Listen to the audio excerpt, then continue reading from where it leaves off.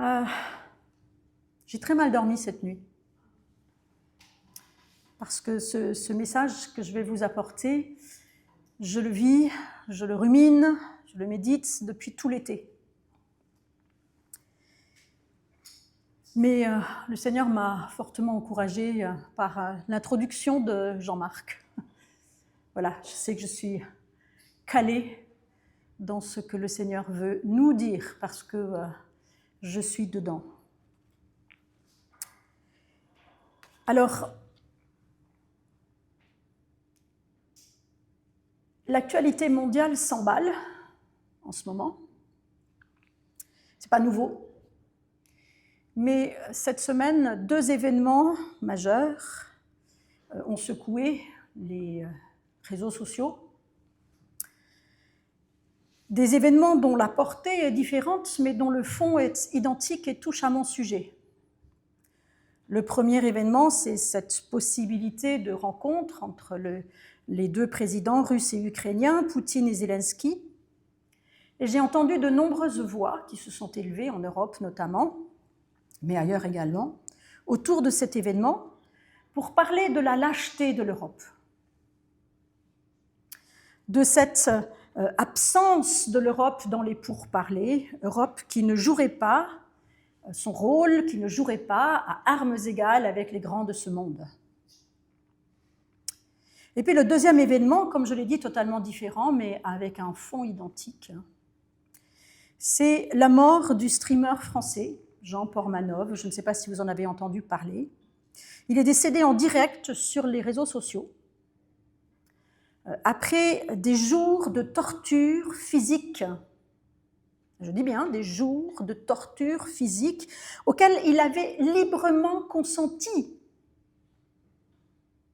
contre monnaie sonnante et trébuchante. Clara Chapaz, ministre du numérique, utilise le terme de Far West numérique. Et le Figaro, lui, parle de monétisation de la barbarie. On assiste donc en ce moment à, d'un côté, une valse de grands discours dans lesquels se mêlent des faux-semblants, voire des mensonges, des manipulations, pire encore des traquenards potentiels, et puis de l'autre, d'une violence mise en scène, monétisée, acceptée. La question que ces situations soulèvent en moi et qui me travaille à mon niveau personnel, c'est la suivante. Comment je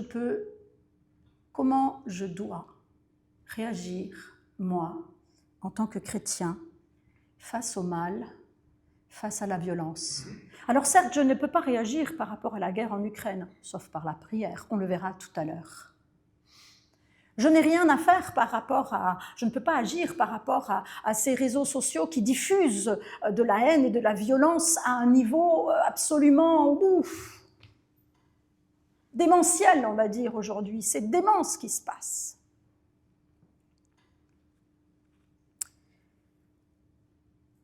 Le Seigneur m'invite à aimer. Nous le savons tous, je le sais. Ouais, mais une fois que c'est dit, comment je fais? Cet été, j'ai lu un livre, et c'est ce livre qui a provoqué cet immense remue-ménage en moi, et je rends grâce au Seigneur de ce remue-ménage dans mon cœur et dans ma vie, parce que voilà des années que je sens ce problème en moi, que je sens qu'il y a un problème dans ma vie humaine, dans ma vie émotionnelle, dans ma vie spirituelle, je vais en parler tout à l'heure, et que je ne sais pas comment faire. Et ce livre, je vous le recommande. Alors c'est un philosophe, théologien, catholique. Désolé, mais il y a du très bon aussi chez les cathos. Hein, voilà, c'est comme ça. Hein. Les bonnes choses ne sont pas réservées aux protestants évangéliques que nous sommes. Amen. Là, normalement, vous faites « Amen !» Ouf, sauvé. Denis Marquet, je vais le laisser là. Alors, je le garde, hein, c'est la 3e fois que je le lis là. en 2 mois. Denis Marquet, La véritable philosophie du Christ. C'est le numéro 2, et c'est en 2 tomes. Le premier est très philosophique, et le deuxième touche au cœur de nos vies. Aimer à l'infini.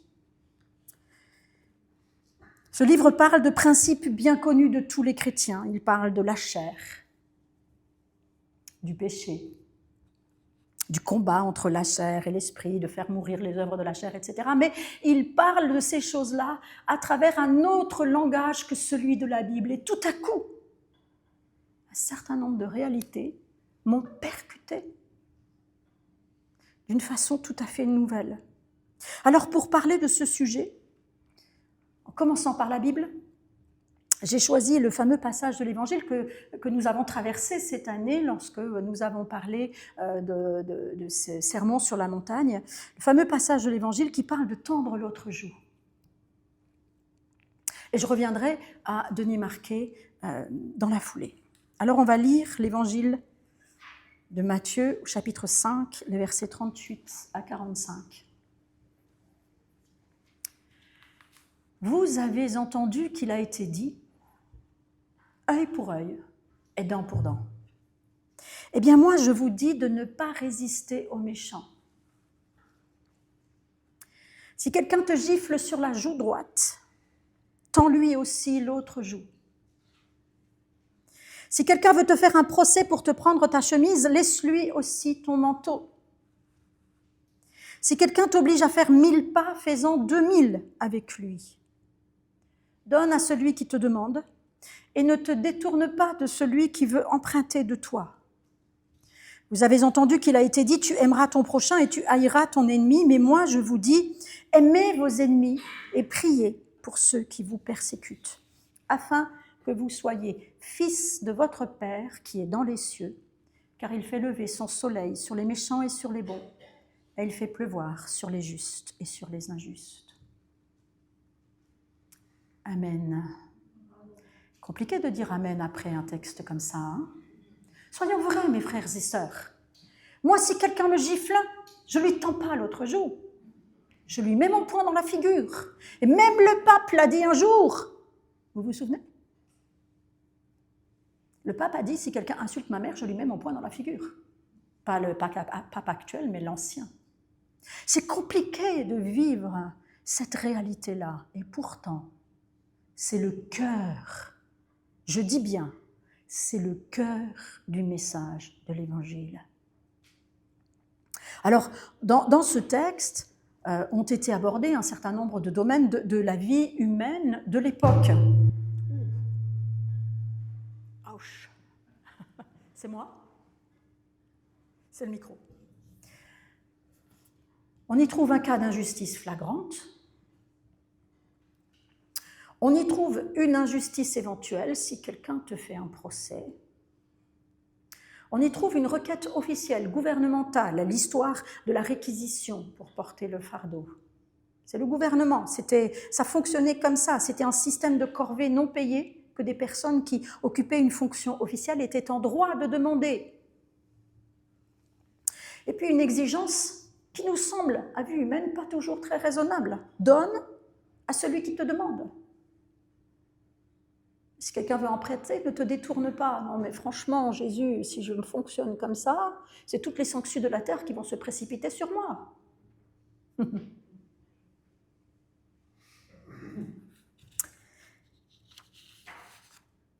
En relisant le texte, on se rend compte que ces cas de figure, ces exemples précis, explicitent une affirmation première. Et c'est cette affirmation première que je veux étudier maintenant avec vous, avant de revenir à tendre l'autre joue.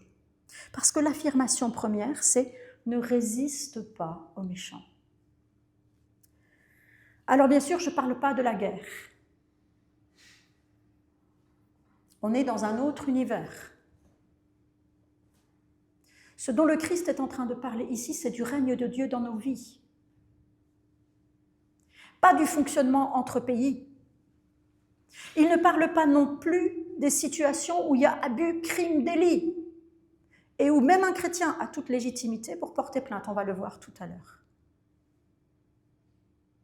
on parle de la philosophie du Christ,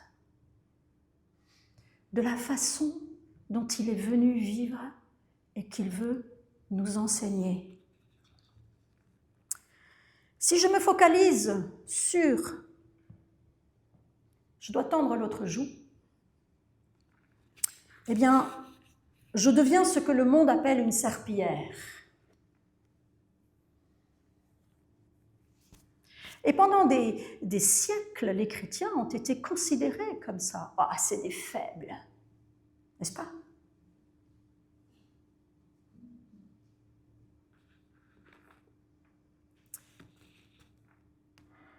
Pourtant, ce n'est pas ce que le texte dit. Alors, le verbe résister au cœur de tout ce passage nous dit quoi? Eh bien, lorsqu'on va chercher le sens de ce mot, on trouve se placer face à quelqu'un. Là, je parle du grec, hein? Se placer face à quelqu'un. Anti-hystémie, c'est le mot grec, anti, vous entendez? Vous entendez le positionnement contre? Se placer face à quelqu'un ou se mettre en parallèle. Se positionner contre quelqu'un. S'opposer à une personne pour la lutte. On est loin de la passivité. On est loin de la passivité. On est loin du « Allez, top ».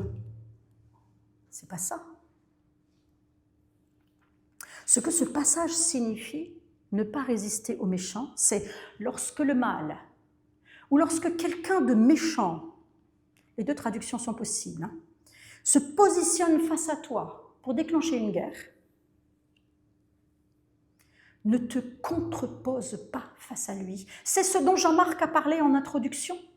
Son copain qui vient là, ouais, voilà, la Bible dit que, je crois que, et ça c'est comme ça, et Jean-Marc, homme de paix, qui ne se positionne pas en miroir, qui ne se positionne pas en miroir de la personne qui peut-être dans son cœur ne voulait même pas déclencher la guerre. Ce n'était pas son objectif.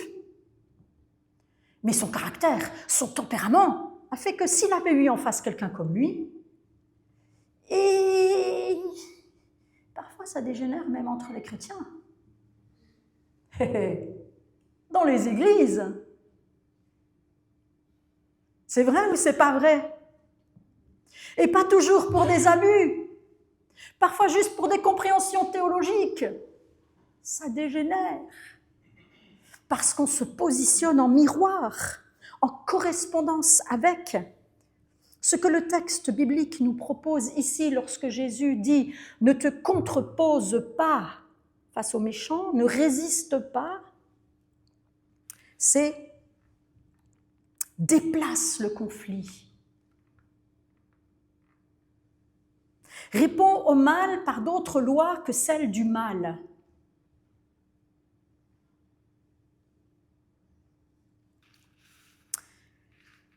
Pour en revenir à cette histoire de la lâcheté présumée de l'Europe, est-ce que nous voulons vraiment, à la tête de l'Europe, quelqu'un qui fonctionne comme un Poutine ou quelqu'un qui fonctionne à la manière d'un Trump? Alors je ne sais pas vous, je vous laisse juge de vos désirs, mais moi, non.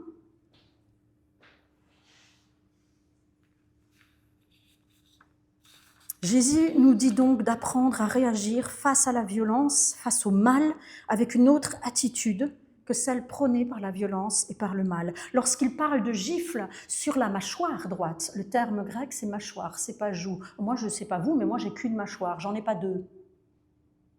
Lorsque quelqu'un te frappe sur la mâchoire, du côté droit, montre-lui un autre. Et le mot « autre » en grec parle de différence de nature. Quelque chose qui est d'une autre nature. La meilleure preuve que Jésus ne voulait pas dire « tends l'autre joue et ne fais rien », laisse passer l'orage, c'est que en Jean 18, il le vit, lui. Il se fait gifler. Par le grand prêtre. Jean 18, versets 22-23. Il se fait gifler face au grand prêtre. Il se fait gifler par un garde. Jésus se tourne vers le garde et lui dit « Frappe-moi sur l'autre joue, vas-y, je suis partant, je suis maso, j'aime la souffrance. » Non? Il le regarde droit dans les yeux et il lui dit « Si j'ai mal parlé, montre où est le mal. » Vous voyez l'autre positionnement? Il appelle la conscience du garde. Réfléchis à ce que tu viens de faire. Si j'ai mal parlé, montre où est le mal. Mais si ce que j'ai dit est vrai, pourquoi me frappes-tu? Regardez la beauté de cette interpellation. Waouh! Idem pour Paul, 2 fois maltraité, violenté par les forces de police de l'époque. En acte 16 et en acte 23, vous trouvez ces 2 textes. Il réagit non pas de façon passive en tendant l'autre joue, mais il va faire respecter son intégrité de citoyen romain. Il va faire appliquer la loi. Et oui, il va faire appliquer la loi. Tendre l'autre joue, comme c'est traduit dans nos Bibles, mais pour moi c'est vraiment une traduction malencontreuse et maladroite, signifie donc pour Jésus et Paul cette forme de réaction, résistance qui consiste à se tourner vers celui qui nous agresse, dans une disposition intérieure différente. Jamais Jésus n'a prôné la passivité. Et d'ailleurs, dans ce texte, lorsqu'il prend tous ces exemples, la joue, la tunique, il nous demande à chaque fois de poser des actes. Donne, voilà, il y a tous ces actes qui sont possibles comme des exemples de réaction. Pour refuser le mimétisme à la violence, nous agissons. Et c'est comme cela que nous entrons dans la perfection de Dieu, nous dit le texte. Puisque Dieu qui fait briller le soleil et fait tomber la pluie nécessaire à la vie de tous les jours et de tous, agit en permanence, sans tenir compte de la bonté des hommes. Aimez vos ennemis. Je vous rappelle que selon 1 Corinthiens 13, l'amour, ce n'est pas un sentiment ressenti. Alors attends, je vais attendre une bouffée de... Mon Seigneur, j'aime pas encore assez, mais là, vas-y, remplis-moi, Saint-Esprit, remplis-moi de ton amour. Non, c'est pas ça. 1 Corinthiens 13 nous dit que l'amour, selon Dieu, c'est une succession d'actes choisis de façon délibérée. Je choisis la patience. Je choisis de rendre service. Je choisis de ne pas m'irriter. Ça, c'est compliqué pour moi. Moi, je suis quelqu'un qui m'irrite facilement. Vous n'en avez peut-être pas conscience. Je vais en parler tout à l'heure. Mais mon mari, regardez, il secoue la tête. Il me connaît, lui. Ça fait 40 ans qu'on est mariés. Je m'irrite facilement. Et vous savez quoi? L'irritation, je dis toujours, j'ai même une prédication là-dessus, je vais vous la sortir un jour. L'irritation, c'est la colère des lâches. Eh ouais. L'irritation, c'est la colère des lâches. Quelqu'un qui n'est pas capable d'affronter le sujet de son irritation pour le placer devant Dieu et se rendre compte que finalement c'est juste un grain de poussière. J'ai ce problème dans ma vie. Si vous pensiez que j'étais parfaite, eh ben là c'est foutu, c'est mort. Ne pas s'irriter, ne pas se vanter. Voilà ce que c'est l'amour face à un agresseur. Et les versets 43 à 45 démontrent clairement que nous, en tant que chrétiens, on ne peut pas transmettre l'amour de Dieu. On va entrer dans le parcours alpha là. On ne peut pas transmettre l'amour de Dieu si on ne veut pas vivre l'amour comme lui le vit. Et là, je reviens à Denis Marquet. Denis Marquet lit, du verbe lire, lit l'épisode de la Genèse à travers, au début, à travers le filtre de la philosophie et pas de la théologie. Et il a raison. Il a raison. Parce qu'il y a un constat qui est partagé par tous les courants de pensée et toutes les religions du monde. Et ce constat, c'est que la vie humaine est marquée par le manque d'infini. La vie humaine est marquée par le manque d'infini. La Bible nous dit que l'infini nous a créés. Nous sommes créés par un être infini qui voulait nous aimer d'un amour infini. Ça, c'est ce qui nous a amenés à la vie. Sauf que, notre condition humaine souffre du manque de cet amour infini qui nous a créés. Et de ce fait, notre désir d'infini est insatiable. Insatiable. Et cela nous rend malheureux et insatisfaits. Ça, c'est la condition humaine. Et la Bible le décrit très bien. Ce que la Bible décrit aussi et que Denis Marquet affirme à propos des enfants nés du couple d'Ève et d'Adam, il dit ceci, je le cite, « Telle est la conséquence dans l'ordre de la transmission généalogique de la première décision de se séparer de Dieu. Double point. Tout enfant, vous et moi, tout enfant sera désormais accueilli, non pas par l'amour inconditionnel d'un Dieu infini, mais par un système de défense contre le manque d'amour infini, par un système de défense enraciné au cœur des parents qui charge l'autre de projection et d'attente. » Fin de citation. Même le meilleur des parents a des attentes et des projections sur ses enfants. Ça a fait tilt dans mon cœur. Nous naissons, nous le savons, nous savons tout ça. Mais ce que je n'avais pas repéré, c'est qu'il y avait encore en moi, après plus de 40 ans de vie chrétienne, il y avait encore en moi un système de défense contre le mal qu'on me fait, ou que je crois qu'on me fait. Nous apprenons tous dans l'enfance, inconsciemment, involontairement, nous apprenons à compenser ce manque d'infini qui nous blesse et qui nous fait souffrir parce que nous sommes créés pour ça. Et ce système de défense peut aller jusqu'à l'agression. Regardez Caïn et Abel. Caïn blessé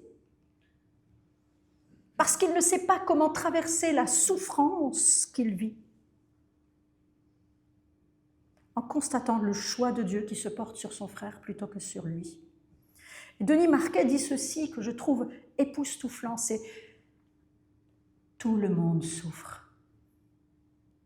Vous souffrez. Je souffre. » Parce que tout le monde vit cette dichotomie entre notre nature profonde, divine et éternelle et notre condition humaine déchue. Ça, c'est moi qui le dis. Je reviens à Denis Marquet. Celui qui se défend contre sa souffrance transmet la souffrance. Quel besoin l'ami de Jean-Marc, que je ne connais pas, amen, alléluia, donc je peux en parler librement. Quel besoin l'ami de Jean-Marc a à exposer d'une façon aussi péremptoire ses affirmations et ses croyances. Quelle fragilité ses convictions recouvrent.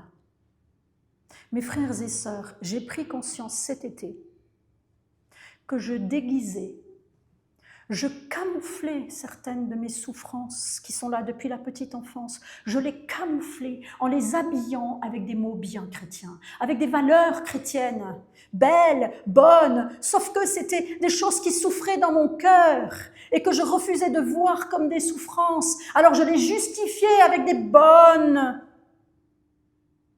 phrases. Non mais, c'est biblique quand même, c'est la vérité. Ça, c'est notre arme suprême à nous, les chrétiens. C'est la vérité.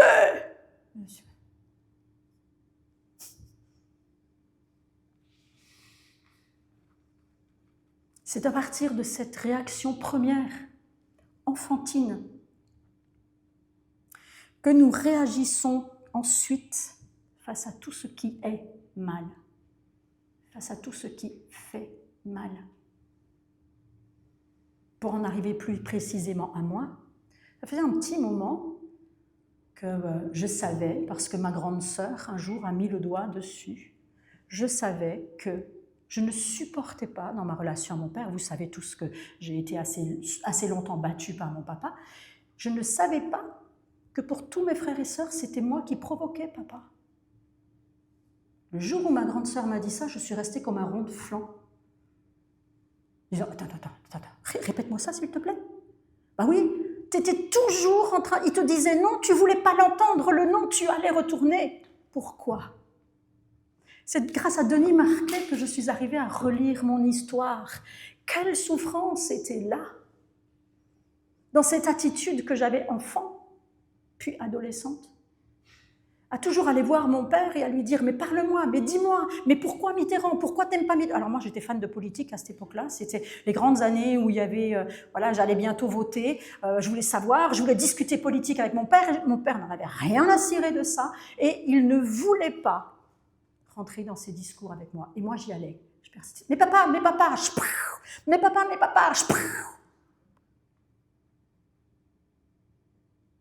qu'est-ce qui me poussait? Quelle souffrance intérieure me poussait à ne pas accepter ce non? Je me sentais inexistante si je n'avais pas le dialogue, si je n'avais pas de face à face dans ce qui pour moi était la vérité. Et vous savez quoi? J'ai transmis ça dans mon couple. Sauf que mon mari, lui, comme chacun d'entre nous, il a un autre système de défense dont je ne parlerai pas aujourd'hui. Pourquoi il y a des couples chrétiens qui divorcent? Parce que deux systèmes de défense se fracassent l'un contre l'autre et ne se comprennent plus.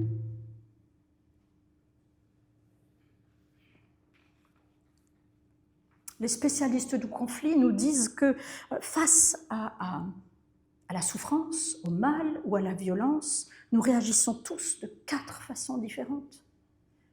4 façons de construire un système de défense. L'agressivité, la confrontation directe, ça c'était moi. Papa, c'est pas normal, je veux parler de Mitterrand. Violence contre violence. La capitulation. On reconnaît la victoire de l'adversaire avant même d'avoir combattu. La fuite.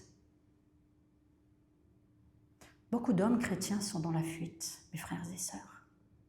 Certains sont dans l'agression. Mais beaucoup d'hommes chrétiens sont dans la fuite. Quand ma femme me dit quelque chose, ça ne me plaît pas, je disparais. Je ne parle plus. Je me désengage. La neutralité. On ne prend pas position. On laisse couler. Ce que Jésus nous propose, c'est une confrontation courageuse, mais à soi d'abord. À soi d'abord. À sa violence d'abord, à sa souffrance d'abord.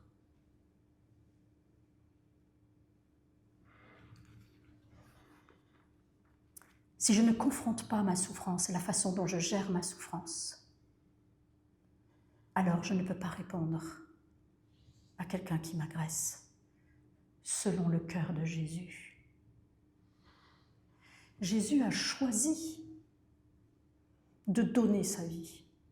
librement.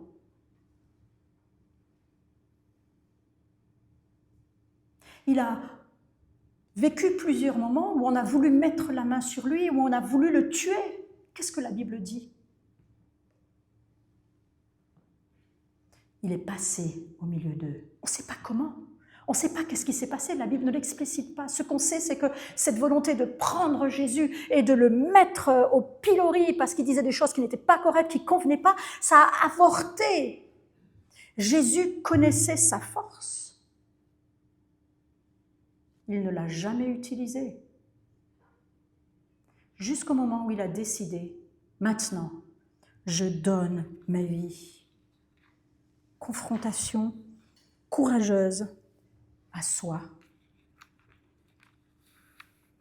à sa souffrance intérieure. Chaque personne avec qui je ne m'entends pas, et ça Jésus le savait quand les gens venaient vers lui, chaque personne avec qui je ne m'entends pas est un être que mon système de défense blesse et dont le système de défense me blesse. Si vous avez des problèmes dans votre couple, étudiez ça. Quel est votre système de défense ? Comment vous gérez votre souffrance intérieure? Et comment votre conjoint le gère?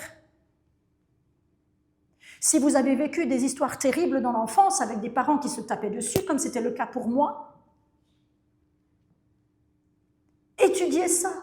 Comment votre père se défendait contre ce qui lui faisait mal, comment votre mère se défendait contre ce qui lui faisait mal, et vous verrez l'explication.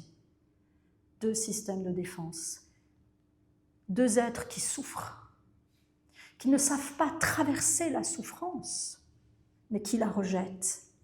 Jésus était un homme de douleur habitué à la souffrance. Wow! Nous, parfois, on a peur d'aller chez le dentiste. Homme de douleur habitué à la souffrance. Notre société rejette la souffrance. Ou bien la met en scène pour de l'argent. Ce que Jésus nous demande, ce n'est ni de la rejeter, ni de la rechercher, mais de la traverser avec lui. La traverser. Oui, il y a de la souffrance dans nos vies. Et encore, je dirais qu'il y en a beaucoup moins que les chrétiens actuels en Ukraine ou les chrétiens en Arabie Saoudite. Eux savent véritablement ce que c'est que la souffrance. Mais nous, ici, on se dispute pour 3 fois rien. Excusez-moi, mes frères et sœurs, mais c'est lamentable. Nous n'avons pas compris. Nous n'avons pas compris ce que le Christ nous demande. L'autre, celui avec qui je me dispute, il souffre comme moi. C'est un être humain avec ses parts d'ombre et de vérité qui bénéficie de la même activité divine que moi, parce que Dieu est bienveillant et non discriminant. Alors reconnaître son propre système de défense contre la souffrance, contre le mal, accepter de l'abandonner. C'est ça que Jésus nous propose comme chemin de vie. Accepter de l'abandonner. Je dis, Seigneur, ça fait tellement d'années que je me bats dans mon couple, je suis mariée depuis 40 ans, ça fait 40 ans que je me bats pour des bêtises, parce que je n'accepte pas d'abandonner un système dont je n'avais même pas conscience. Je dis, pardon chérie, parce que c'est vrai que parfois je devais être, je ne vais pas dire le mot qui me vient là, irritante.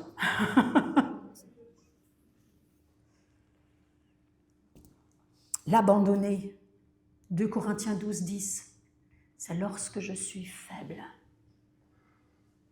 que je suis fort. Parce que mon refus de me défendre par mes propres forces et par mon propre système de conviction permet à la grâce de Dieu de trouver un chemin vers l'autre.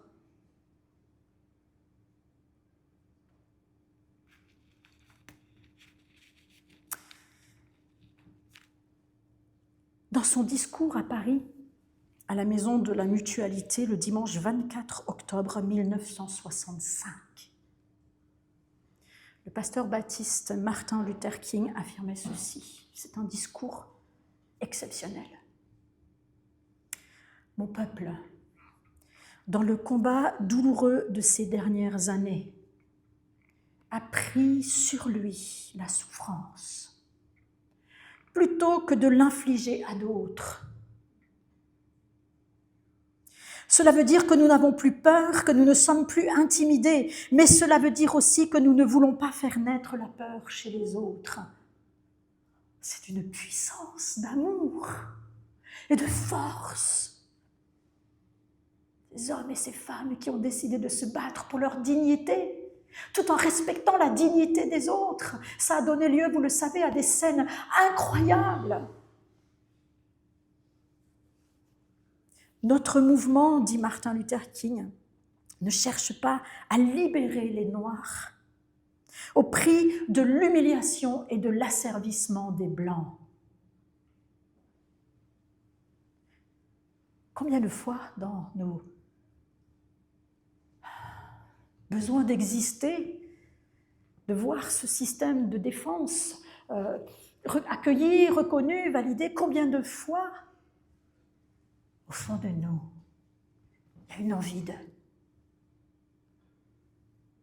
rabaisser l'autre, de lui faire comprendre que nous, on a mieux compris que lui. Notre mouvement ne cherche pas à libérer les Noirs au prix de l'humiliation et de l'asservissement des Blancs. Il ne cherche pas à vaincre quiconque. Ça, c'est le Christ.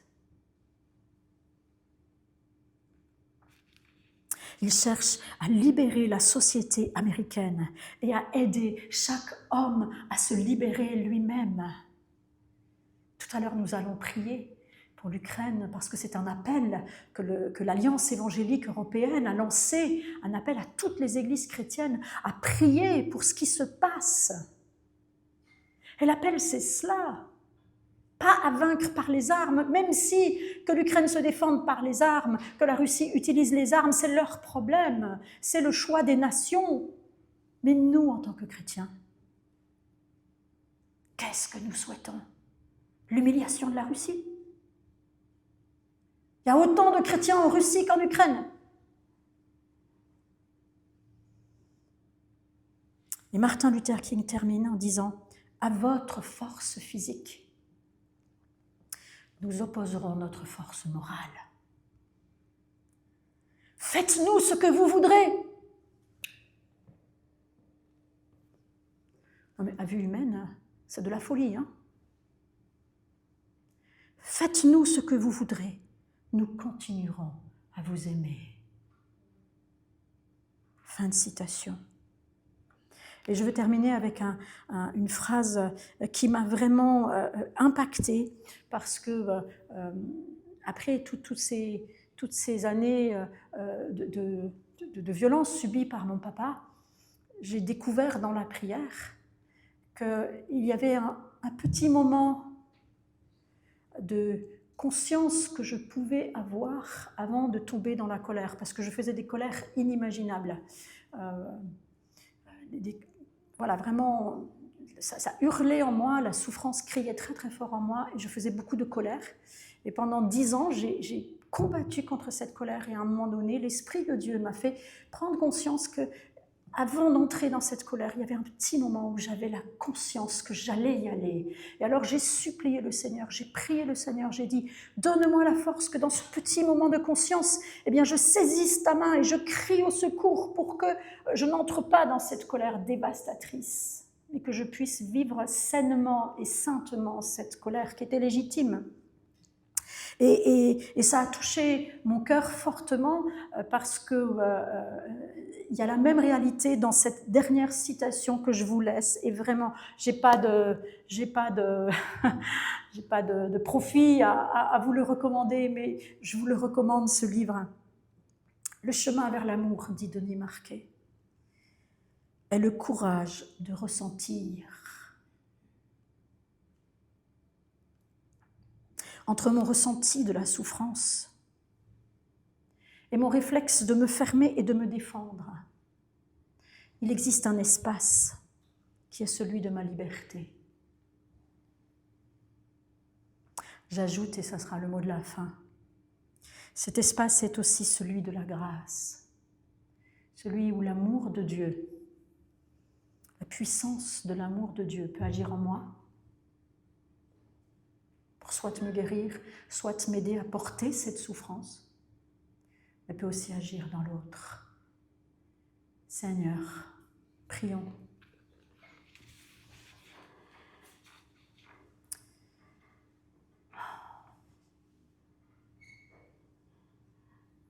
Seigneur, il y a tellement de choses à dire sur cette question de l'amour et nous savons que nous ne sommes pas à la hauteur. Il n'y a que toi qui peux aimer en nous si nous te laissons aimer, si nous te laissons cette place. Seigneur, combien il est douloureux de prendre conscience que parfois nous te laissons tout simplement pas la place. Nous amenons sur le devant de la scène nos valeurs, notre légitimité, notre vérité, toutes ces choses acquises depuis tout petit, nos habitudes. Nous n'avons pas conscience que ces choses nous empêchent d'être des canaux de ton amour. Seigneur, nous te prions pour que tu nous permettes de voir ces systèmes que la Bible appelle la chair,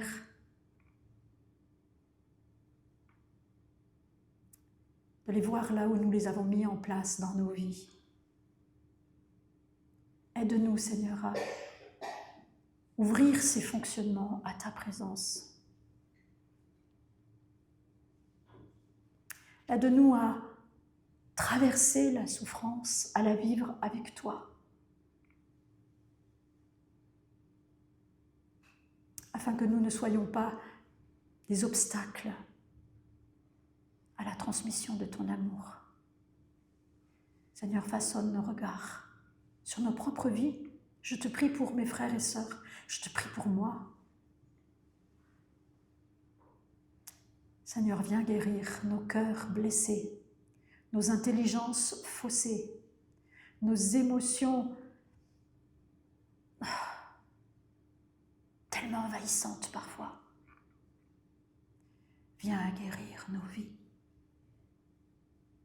Merci parce que c'est ton désir. Le monde a tellement besoin de ton amour, de voir des hommes et des femmes qui vivent réellement ton amour et qui sont capables de vivre de ta vie. Seigneur Jésus, que par ta grâce, nous puissions avancer sur ce chemin. Nous te le demandons dans le nom de Jésus. Amen.